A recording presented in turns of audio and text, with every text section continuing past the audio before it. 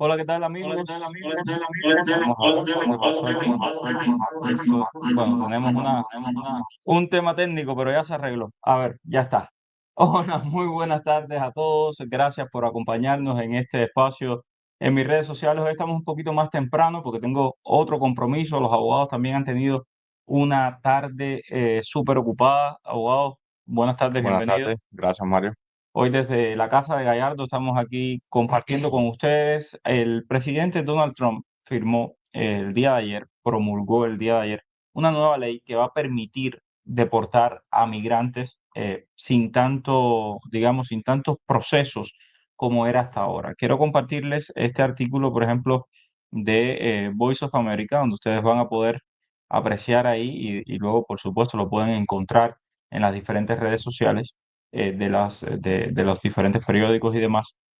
Y esto ha generado bastante preocupación. Muchas personas me han escrito preguntándome acerca de de esta ley, por qué se promulga, qué significa, y está el tema también de Guantánamo. Muchísima gente preocupada por esas deportaciones a Guantánamo. Abogado, cuéntenos un poco de qué se trata esta ley, por qué y qué cambios puede traer. Bueno, esto es una ley que es una ley aprobada por el Congreso, firmada por el presidente Donald Trump, que entra en vigor. Aparentemente esta ley es una ley que autoriza al Departamento de Seguridad Nacional a detener y deportar en una manera expedita a las personas que son acusadas de crímenes. Lo más interesante, de alguna manera por decirlo, de esta ley es que supuestamente el cuerpo de ley está diciendo que pueden detener a las personas que tengan crímenes, incluso aunque tú no hayas sido todavía convicto, el crimen esté todavía delante de una corte criminal sin haber una convicción o sin haber una disposición final de lo que es el caso criminal como tal. De alguna manera esto creo que va a ser debatido en cortes, primeramente porque es una violación de la Constitución, porque tú no eres culpable de ese delito, incluso en las cortes de inmigración, cuando tú pides una fianza y hay una persona que todavía no es convicto de un delito criminal, los jueces tienen que limitarse a preguntarle sobre el delito, porque tú no tienes un derecho a no incriminarte en ningún delito. So, hay varias cosas detrás de esta ley que van a ser un poco controversiales en mi opinión.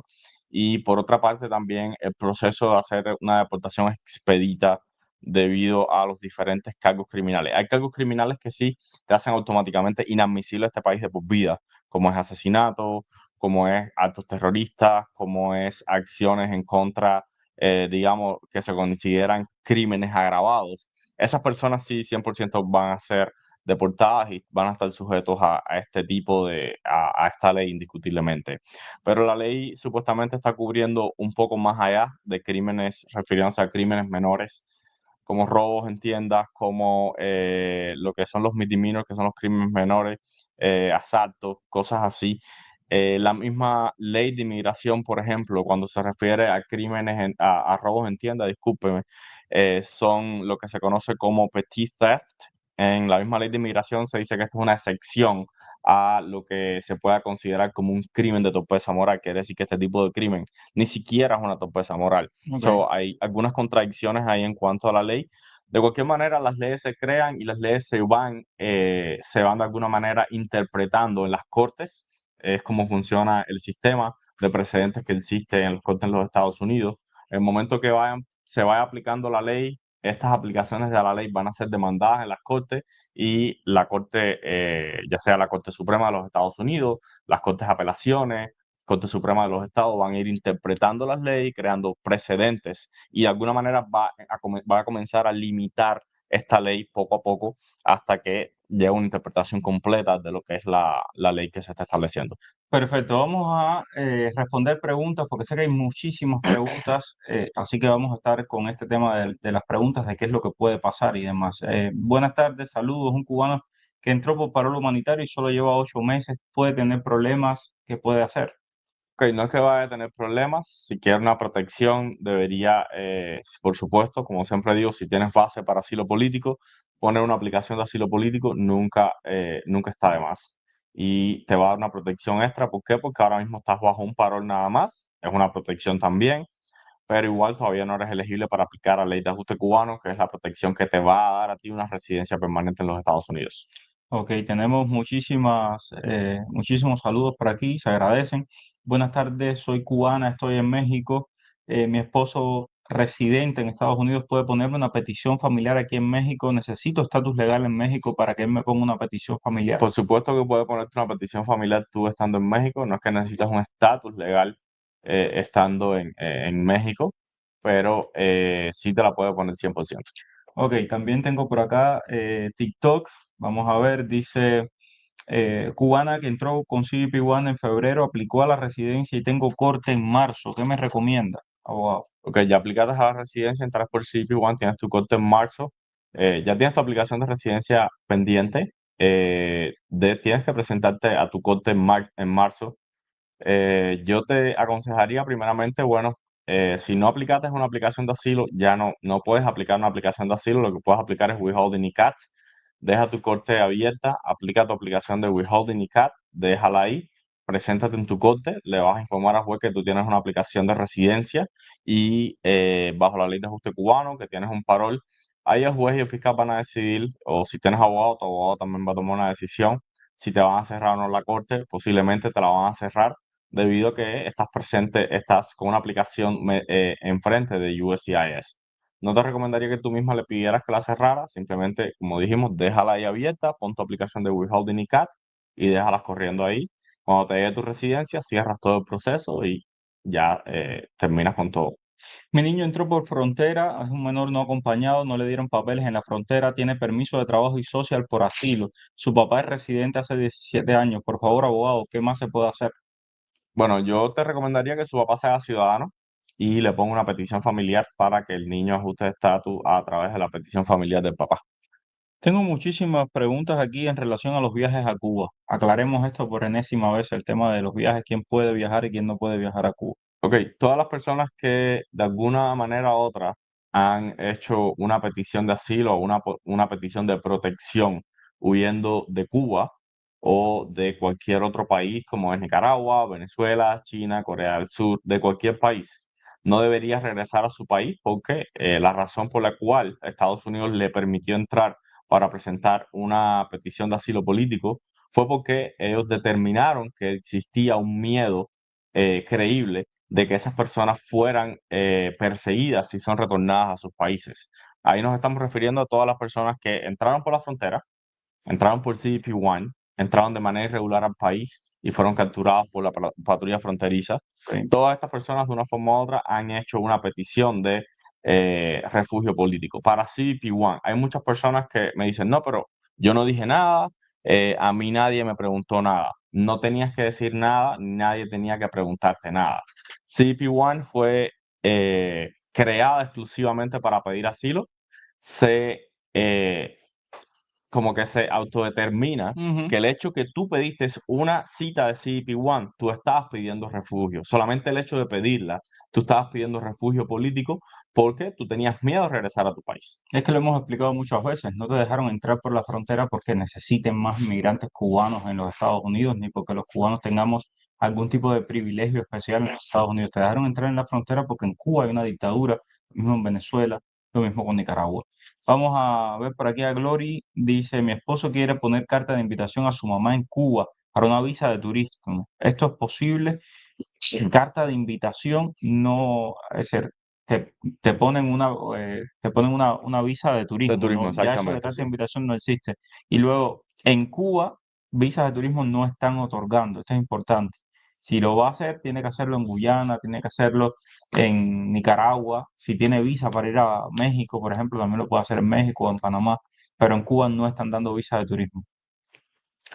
Vamos a ver, cubano, CBP, residencia aplicada, ya tengo recibo y huellas, mi corte no había salido en el sistema, pero la acaban de poner para el 2026, me recomienda cerrarla ahora, esperar a la residencia. Te recomiendo, Manuel, que esperes a tu residencia. De igual manera, tu residencia está en proceso, estás protegido bajo esa aplicación, pero espera que te llegue tu residencia. Cuando seas residente, simplemente mandas tu moción para cerrar la corte a la Corte de Inmigración. Y 220A con asilo afirmativo, permiso social, aplicación de residencia hecha, tengo que presentarme en ICE el primero de mayo.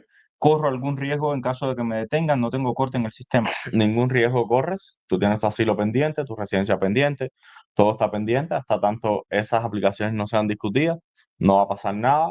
Posibilidades que te pongan en corte cuando vayas a ICE, sí, hay posibilidades que ellos emitan un NTA. Cuando tú vayas a ICE, todas las personas que entraban por la frontera deberían estar en corte. A todo el mundo se le dio un NTA, no todos los NTA han sido fileados en la corte por el departamento, pero de alguna manera los han ido poniendo todos en corte. Ok, importante, las personas que nos están viendo a través de TikTok, traten de ponernos las preguntas en YouTube, porque en TikTok hoy no tengo el teléfono a mano y me es muy complicado poderle responder. Vamos a ver, hace 3 años y medio entré ilegal por la frontera, me dieron parol de un año, no hice asilo, no tuve fecha de corte. ¿Qué puedo esperar en mi entrevista de ciudadanía? ¿Me pueden cuestionar mi entrada? No, no te van a cuestionar tu entrada por la frontera. La mayoría de las personas han entrado así. Tú en tu aplicación de ciudadanía sí tienes que decir la manera en que entraste, que fuiste arrestado en la frontera, porque eso delante de CBP se considera un arresto, pero nada, la decisión de CBP fue darte un parol para que tú entraras a los Estados Exacto. Unidos y ahí no va a pasar nada. Vamos por aquí. Entré con visa americana desde Europa, no España. Me faltan 3 meses para aplicar la ley de ajuste. ¿Qué me aconsejan que haga? Si tienes una, ¿cómo decirte? Si tienes base para aplicar un asilo y lo puedes aplicar sin ningún problema. Si tienes doble ciudadanía, te va a ser bien difícil porque, bueno, es bien difícil probar un asilo Ujú. político de un país europeo. Exacto. Cubano CBP, residencia, importante, lo que siempre decimos, pórtese bien, haga las cosas bien. Si usted está haciendo las cosas bien, es muy difícil que venga, vamos, tiene que tener muy mala suerte para que venga la policía o que venga inmigración, ni siquiera la policía, y le pida sus documentos o le esté haciendo algún tipo de cuestionamiento. Cubano, CBP, residencia aplicada. Ya tengo el recibo y las huellas. Mi corte no había salido, este es el que Sí, habíamos sí. leído. Seguimos por acá. Em, Vamos a ver, entré hace 3 años y medio ilegal por la frontera. Este es el que también habíamos leído. Me salto. Y los que tienen parol, que ya están preguntando si pueden volver a Cuba de visita, para afuera también. Qué mal agradecidos son todos ustedes. Bueno, Miriela, cada persona es un mundo y no podemos juzgar tan fácilmente a la gente. Yo creo que cada persona sabe lo que debe de hacer. Hay que darle la libertad a las personas para que escojan. A quienes pidieron asilo, a quienes entraron por la frontera y se les dio un refugio en este país, deben de saber de que definitivamente eso les puede traer problemas para su ciudadanía. Vamos a ver. Soy cubano, entré por CBP One, ya apliqué la residencia, llevo 1 año y 1 mes. ¿Debo cerrar la corte cuando me llegue el recibo de la residencia o no es necesario? No es necesario que cierres la corte porque tu corte abierta no te afecta en tu proceso de residencia, ya que las personas que entran por CP1 son arriving aliens. Simplemente cuando te llegue tu residencia, cierras la corte. Y ciérrala, no se te olvide cerrarla después. Entré por CBP One, era activista perseguido en Cuba. ¿Podría meter mi asilo por mí mismo? Sí, por supuesto. Sí, Pedro Víctor, te conocemos muy bien, te mando un abrazo bien grande. Gracias por todo lo que hiciste en Cuba. Buenas noches, entré por CBP One, pero en la frontera nadie me dijo que tenía que presentarme ante ICE, ni mi NTA lo dice. ¿Corro algún riesgo? ¿Es obligatorio presentarse ante ICE? No, tú te presentas ante ICE solamente si ellos te dan una cita para presentarte delante de ICE. Lázaro, lamentablemente la respuesta es sí. ¿Podría verse afectada la reclamación de un menor en caso de que le quiten las visas a Cuba por no recibir deportados? Sí. Sí. Cuando hasta ahora no ha pasado, hasta ahora todo está tranquilo, que sepamos. La señora esta, la Cintumbare, como otros muchos, están detenidos esperando a que Cuba los acepte. Cuba, en el caso, por ejemplo, de la Cintumbare, no ha dicho nada, están esperando. Ella ha hecho videos diciendo a Díaz-Canel, no me aceptes. Lo que está provocando en el no me aceptes ese es que quiten absolutamente todos los visados a Cuba. Ya lo vimos con Colombia, y esto es una lección que hay que aprender de lo que pasó con Petro en Colombia. La sección consular en Colombia, un país que tiene, que ¿cuántas veces? 4 veces la población de Cuba, 5 veces la población de Cuba, y se pararon todos los visados. Claro. Entonces, y eso puede pasar con Cuba en cualquier momento cuando el régimen no quiera recibir los deportados. Azucena, ¿y los asilados derivados pueden viajar a su país con residencia de asilo a AS7? Somos de El Salvador, ya yo soy ciudadana, pero mi esposo aún tiene residencia y él no fue el principal. Yo no le recomendaría que viajara, él es residente permanente, debería hacerse primeramente que nada ciudadano. Exacto, Ustedes son derivativos de asilados políticos de cualquier manera y de alguna manera hay un nexus ahí que los está linkeando ustedes a esa persecución, porque exacto, se determina que el asilado político puede pedir a su familia inmediata, porque si él era perseguido en su país, también se determina por el gobierno de los Estados Unidos que su familia es perseguida también debido a que esta persona era perseguida en su país. Esa es la única razón por que les permiten traer a su familia inmediata. exacto. Azucena. Ahí tienes la respuesta. Lili Serrano, cubano con orden de deportación que entró en el 2001. Fue una felonía, cumplí. ¿Eso tiene que ver con Guantánamo? ¿Me van a mandar para Guantánamo? Es la pregunta. La realidad es que no sabemos a quién van a mandar para Guantánamo. Eh, Eso es algo que está en proceso, está en preparación. La administración simplemente dijo que están preparando todas las condiciones, pero no han dicho exactamente a quién van a mandar para Guantánamo. Supuestamente son personas que tienen crímenes agravados, personas que tienen récord criminal bastante largo. Puede ser cualquier persona con crímenes que se consideren que son peligro para la seguridad nacional de los Estados Unidos, como decía el presidente Trump. Exacto. Evelyn González, ciudadano español con visa aprobada para Estados Unidos. Cuando venga y quiera quedarse, puede hacerlo, pudiera tener licencia y permiso de trabajo antes del año y un día. Ok, licencia puede sacarlo con su I-94, Ujú. que le dan por 6 meses, pero solamente va a ser válida por 6 meses, nada más que eso. Después de los 6 meses no va a poder hacer nada. Permiso de trabajo, no puede tener permiso de trabajo porque para tener un permiso de trabajo tendría que aplicar un asilo a los 150 días, entonces puede aplicar al permiso de trabajo. Imagínate que si tú entras con una visa a este país, hay una cosa que se llama la regla de los 90 días. Ujú. Dentro de los primeros 90 días, tú no puedes aplicar a ningún tipo de beneficio migratorio porque automáticamente tú vas a estar en violación de tu estatus migratorio. Esto trae consecuencias migratorias. Si tu intención es cambiar de estatus, tienes que esperar que pasen 90 días. Después de los 90 días que tú puedes aplicar a lo que vayas a aplicar. En caso de que aplicaras asilo después de los 90 días, por ejemplo, tienes que esperar 6 meses más, ya son 9 meses para poder aplicar un permiso de trabajo que se te va a demorar mínimo 30 días. Ya estamos hablando de 10 meses prácticamente. No, le va a ser imposible tener un permiso de trabajo dentro del primer año Y es importante recordar que la visa que te están dando no es para que tú vengas a vivir a los Estados Unidos, es una visa de de visita. turismo. Entonces, el hecho nada más de que digas de que te vas a quedar, eso hace que Ya, te quiten esa visa. Ojo con eso. ¿Puedo aplicar a la ley de ajuste si me dan una visa H2? Soy cubano y vivo en México. 100%. Ok. Entré por CBP, soy cubano, no apliqué asilo, nunca estuve en el sistema, ya soy residente CU6, ¿tendría problemas de ir a Cuba? Ya te respondió el abogado antes, sí tendrías problemas de ir a Cuba. ¿Cuál es el problema? Que a ustedes lo dejaron entrar por la frontera por algo. No por tu cara linda, no por ser cubano. Te dejaron entrar por la frontera porque en tu país hay una dictadura. Si no, tú no hubieras podido entrar a este país, estuvieras haciendo la cola como cientos de miles de personas que hay del otro lado. Esa es la realidad. Entonces, ¿cree que hay un resultado positivo en la apelación pendiente sobre los I-220A? No sabemos si va a haber un resultado positivo o no. Hay muy buenos argumentos legales frente a la Corte. La ley de ajuste cubano es una ley, ¿cómo decirte? De alguna manera a favor de los cubanos, de que es una ley que es muy vaga. No, el cuerpo de la ley no especifica prácticamente nada, simplemente dice las líneas y una de las líneas de la ley es que si tú eres parolado, no especifica qué tipo de parol, por eso se ha discutido que cualquier tipo de parol Ujú.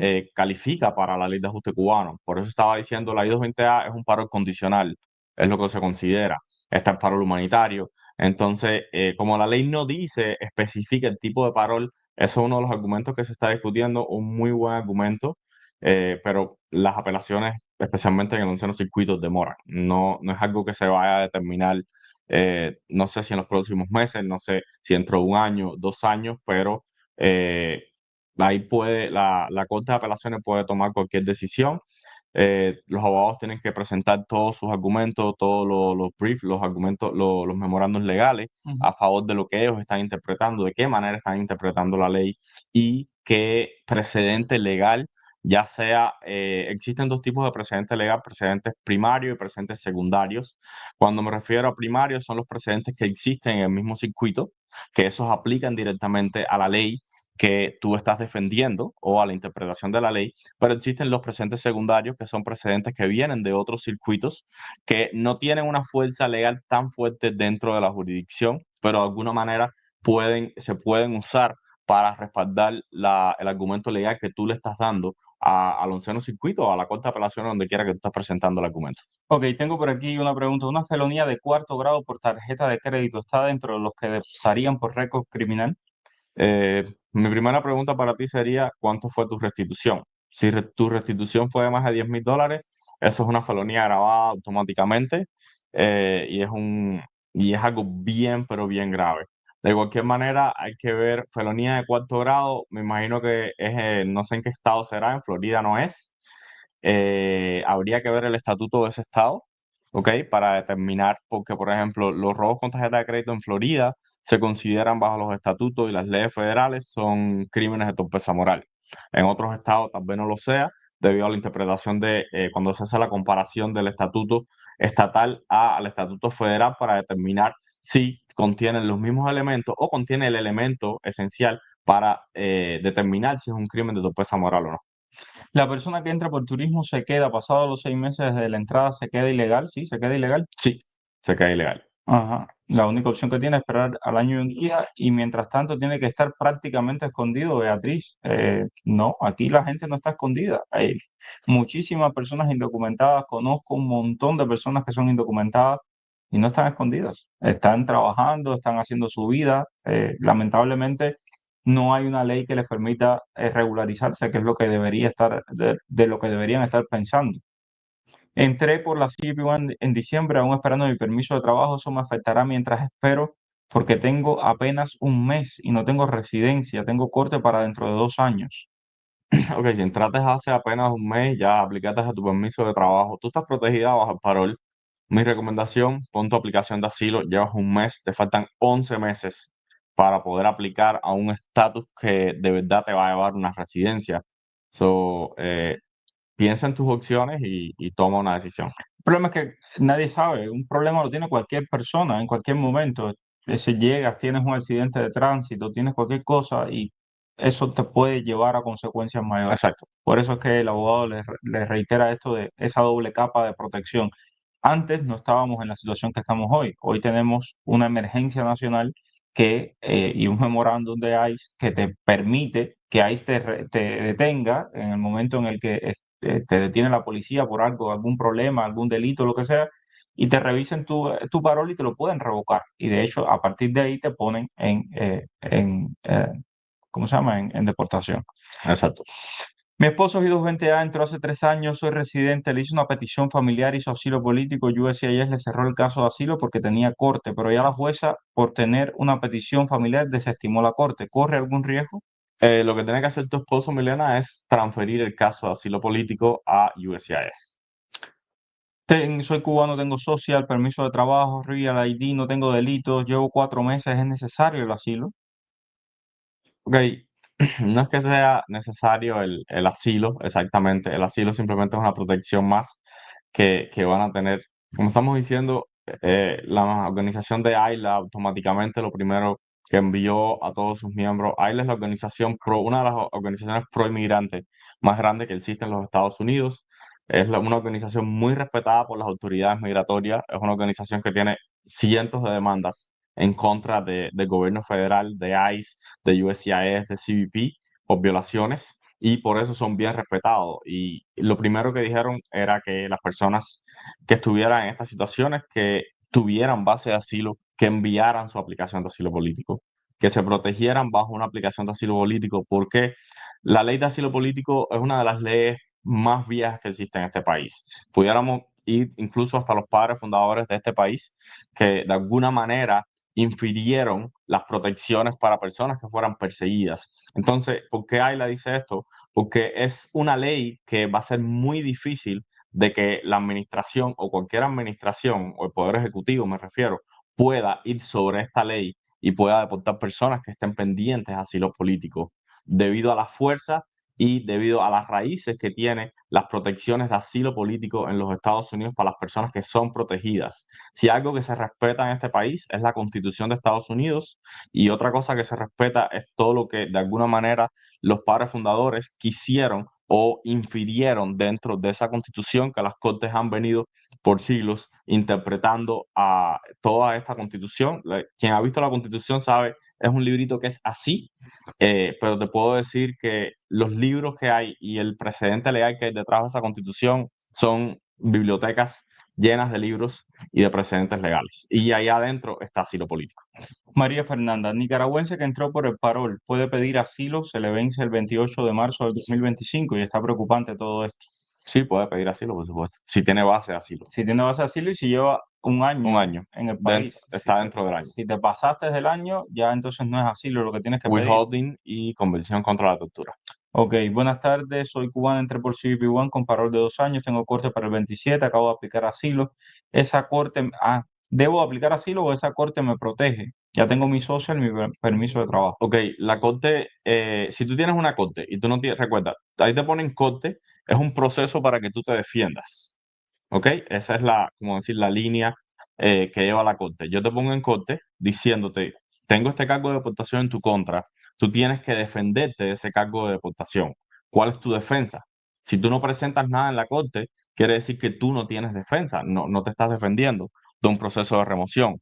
Un juez en cualquier momento puede revisar tu caso y ha pasado en los últimos meses, revisan los casos, oye, este caso lleva pendiente más de un año, esta persona no me ha presentado ningún tipo de asilo político, está fuera del año, no veo tampoco ningún procedimiento para defenderte de este proceso. Te mando una orden, la cual te va a llegar a tu casa, tienes 30 días para responder, no respondes y te doy una orden de deportación. Y está pasando en muchos casos. Tremendo. Bueno, se nos acaba el tiempo. Quiero agradecerles a todos por la sintonía. Hoy adelantamos un poco, pero por supuesto seguiremos aquí haciendo estos espacios para responder todas las dudas que ustedes tengan. Mañana seguimos a las 5 a la hora habitual. Gracias a todos por la sintonía. Dime cuál es el periodista que está en el boom. Es Mario Rincón. El periodista que te trae toda la información. Es Mario Rincón. El periodista de la radio y la televisión.